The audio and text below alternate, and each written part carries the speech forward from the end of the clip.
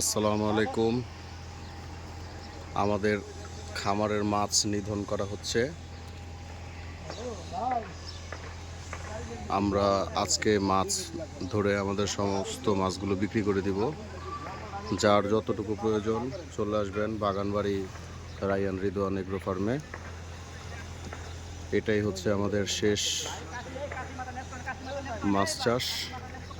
ভবিষ্যতে হয়তো আমরা এখানে আর চাষ করব না।